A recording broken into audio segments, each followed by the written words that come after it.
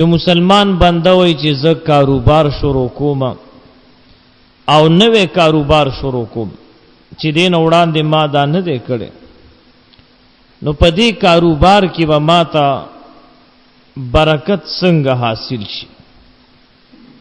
او په دې کاروبار کې به زه څنګه کامیاب شمه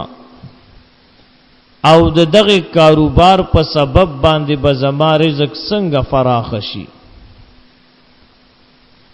نو دغه مسلمان بنده د پاره پکار دی چې د 21 سپاره د سورۃ لقمان 26 نمبر آیات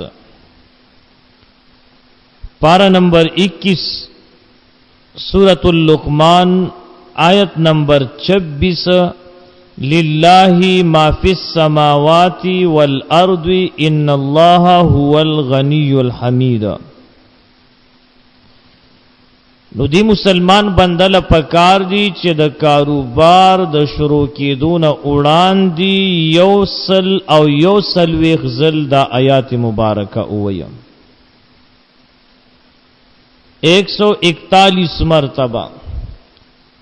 او هر هغه مسلمان لم دا پکار دی چې هغه خپل دکان کولاوي خدای دی او کی خپل ریړه لګي. نو اغل پکار دادی چې د دې په ابتدا کې دی یوسل ویخزل دا آیات مبارکه اوی الله پاک به په دغه ورځ کې د هر نقصان نه او خصوصا د حرامي ګټې نه به الله پاک په امن و امان کې ساتي.